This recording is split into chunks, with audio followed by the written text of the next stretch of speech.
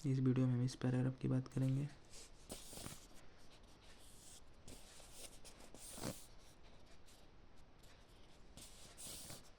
माता अपने सब पुत्रों को समान भाव से चाहती है। इसी प्रकार पृथ्वी पर बसने वाले जन बराबर हैं, उनमें ऊंच नीच का भाव नहीं है। जो मातृभूमि के उदय के साथ जुड़ा हुआ है वह समान अधिकार का भागी है। पृथ्वी पर निवास करने वाले जनों का विस्तार अनंत है। नगर और जनपद, पुर और गांव, जंगल और पर्वत नाना प्रकार के जनों से भरे हुए हैं। ये जन अनेक प्रकार की भाषाएं बोलने वाले और अनेक धर्मों के मानने वाले हैं, फिर भी ये मातृभूमि के पुत्र हैं। तो इसमें पहला जो क्वेश्चन दिया है, माता अपने सब पुत्रों को किस भाव से चाहती है, तो माता अपने सभी पुत्रों को समान भाव से चाहती है। राष्ट्र के प्रत्येक अंग की सुध हमें क्यों लेनी चाहिए,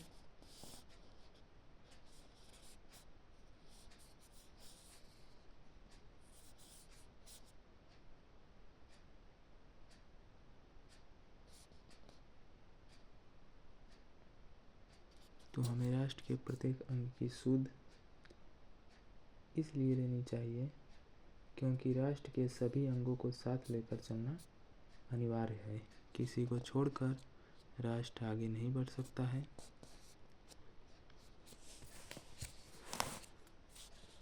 सौहार्द और प्रांगण शब्द का अर्थ स्पष्ट कीजिए। तो सौहार्द का अर्थ है सच्चे हृदय वाला और प्रांगण का अर्थ है मैदान अथवा क्षेत्र। रेखांकित अंश की व्याख्या कीजिए।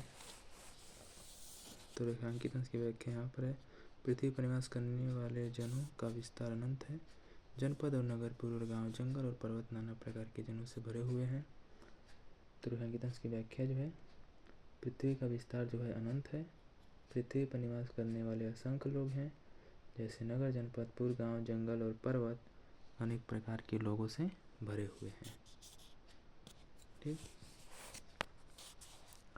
पाठ का शीर्षक और लेखक का नाम। तो पाठ का शीर्षक राष्ट्र का स्वरूप और लेखक वासुदेव अग्रवाल हैं।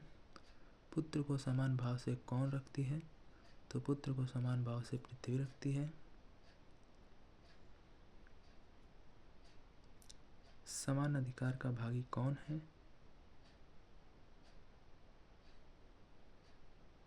तो समान अधिकार का भागी समाज में रहने वाले प्रत्येक व्यक्ति हैं। पृथ्वी का विस्तार अनंत है।